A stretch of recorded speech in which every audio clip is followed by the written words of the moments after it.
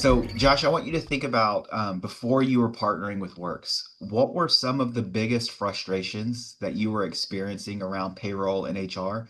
And specifically, what kind of impact did that have on you and Laura personally? So before we partnered with Works, we had a very outdated system where we were doing after the fact payroll. It's something that I know a lot of accountants continue to do where they kind of squeak by with just doing the payroll processing after the fact and not worrying about it. The impact that it had on us, funny enough, was during the pandemic, it became an absolute nightmare when the IRS had difficulty actually processing the paper returns. I think that we had moved over to Works very shortly after the pandemic, and it was just coincidence, and we knew we had wanted to move somewhere. So beforehand, it was internally actually processing payroll tax returns manually, and we were doing it through QuickBooks, and then mailing it out to the clients for signature, and then relying on the clients to actually go through and file them. In addition to that, now you're dealing with all of the headaches and the IRS notices. Since then, uh, 100% easier. Everything's done electronically. It's really run more so like an actual business and like in a function of normal technology. It's made the client experience substantially better, so clients don't have to worry about signing something, printing it out, and then going to the post office. They just know that everything's being taken care of once a month. They can look up their reports at any time that they want to see what they have going on with their payroll, and everything is taken care of from there. So, number one, it relieved a lot of our stress. It relieved client stress. It allowed us to bring in newer clients that actually have employees, and it's not just an owner-operated business. So, those would be the big ones. A lot of the people that we talk with have thought about doing something different in the payroll arm of their accounting firm for probably quite some time. It's a topic of continued conversation around industry circles. But for you, I would imagine that there was something that happened, some kind of triggering event. It's the tipping point of, all right, we're going to get serious about this. We're going to go all in on this. Talk to me a little bit about the kind of that tipping point that made you choose to partner with Works. We talked about internally in our office wanting to be a better partner with our clients. And we thought that we were doing half of the job on the payroll side.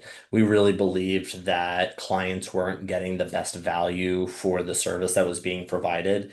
And prior to Works, we were partnering with some of the larger national brands like a Heartland or an ADP, Paychex. I think we had a one-off with Paycor, and the experiences were awful. The reason why is we would have a rapid turnover in the client success manager with one of those national brands, and then one of two things would happen. After 6 months, they were either fired because they weren't doing a good job, or they were promoted because they were doing a good job.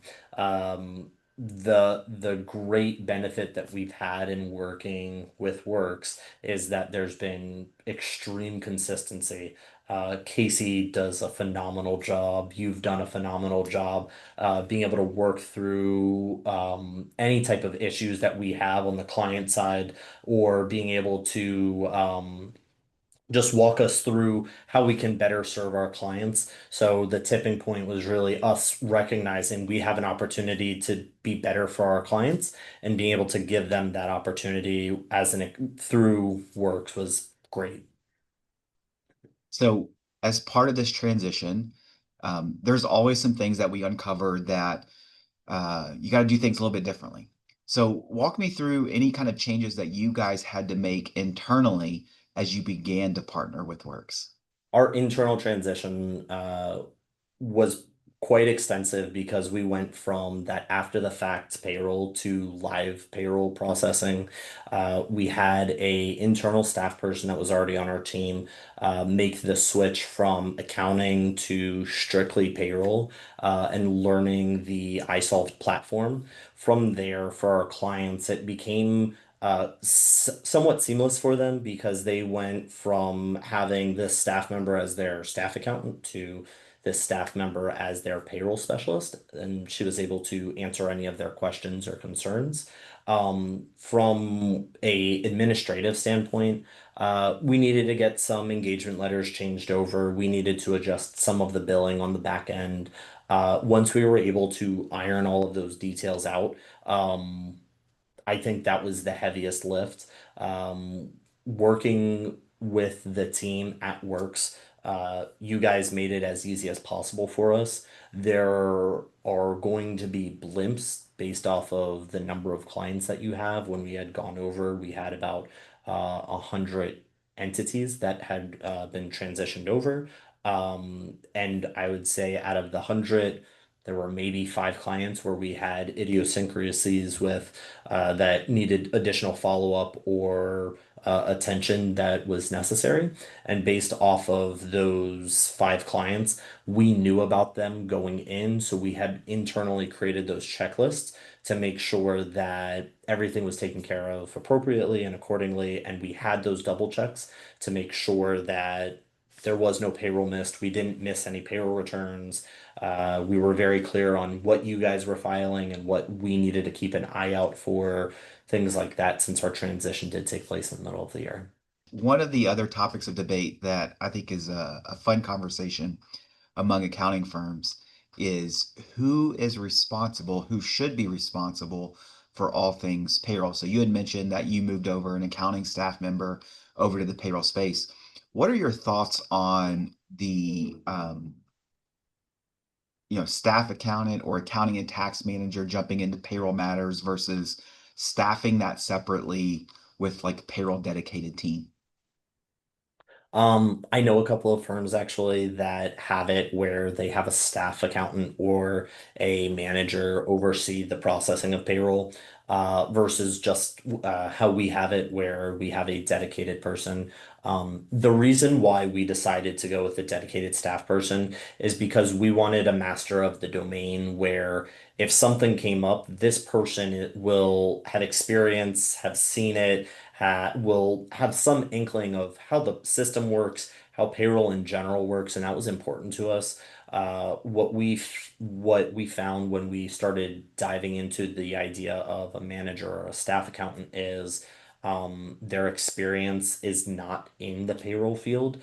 And it's not something that they can't learn or do. But when it comes to something that has a material financial impact on your clients and their employees, we wanted to make sure that we were putting forward an expert in that domain. So actually, prior to onboarding through Works and iSolved, we had gone through the iSolved University. We made sure that there were all of the training sessions that we had done with you guys internally, and we were able to really feel confident in the service that we were going to provide so that it wasn't just us going into a new endeavor completely blind and having payroll processing issues, reporting issues, client experience issues. Those were the big things. Not saying it can't be done. It wasn't the route that we decided to take. I'm glad that we have a specialist in-house.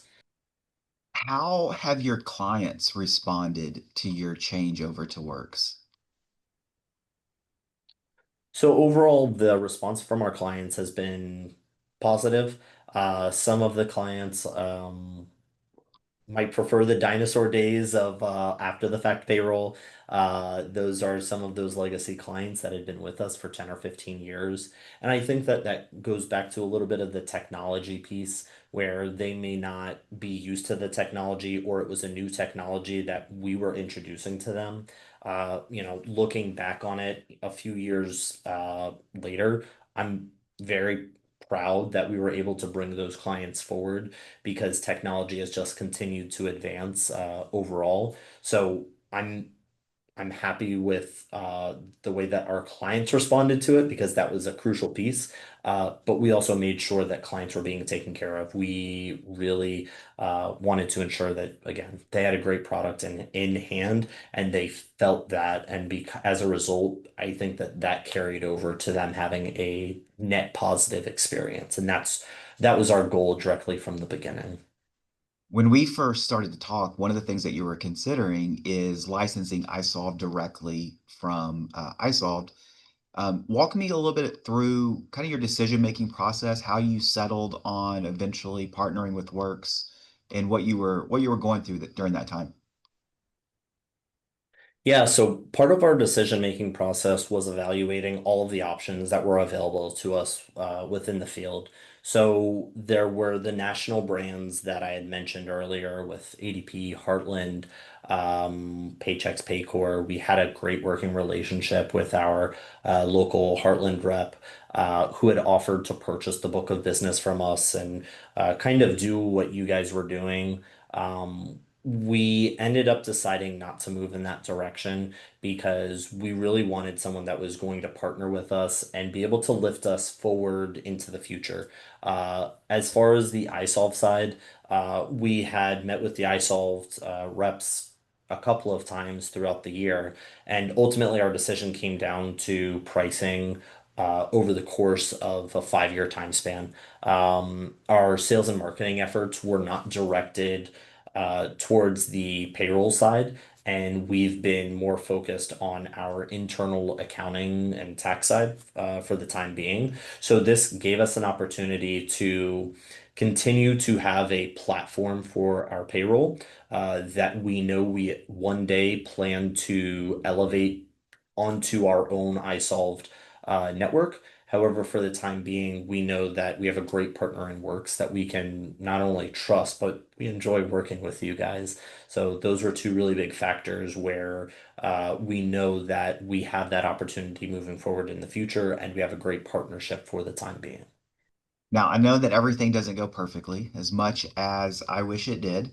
And anytime you get into a new technology, new software, you learn things along the way that you wish you had known at the very beginning. So, looking back to the very beginning, knowing what you know now, what are some of the things that you would have done differently That's a great question. Are you asking the question from a immediate onboarding or just overall? overall? Overall. Um, hmm. That's a good one. I think that the initial onboarding part of it, I think is the hardest for any firm that's going to end up coming on. Number one, I think we might have been the first or one of the first clients that you guys had worked with in this type of relationship or capacity. So it was somewhat new on both sides. You guys had experience and you were essentially doing your regular onboarding that you do for your own internal clients. It was just, with another accountant, and we were obtaining all of that onboarding information. We had created a lot of lists to make things better and just, I guess, gather that documentation and make sure all the I's were dotted and T's were crossed. Uh, I don't know. In a perfect world, I would say we'd begin payroll processing in January, but then that doesn't work because then you have year-end reporting that needs to get done. Um, and then I think internally, it's figuring out who's going to be the backup in the office. So I mentioned that we have one payroll specialist where it is their full-time role and position within the team. Um, the hard part is when that person goes on vacation, who's the person that does, processing or reviewing, follow up with clients? It becomes a little bit difficult anytime there's a team of one. So we figured out a little bit later on, oh, hey, we need a backup person because we just got a time off request from our one payroll specialist. We need to get someone filled into that role and get them trained and get them to understand the platform.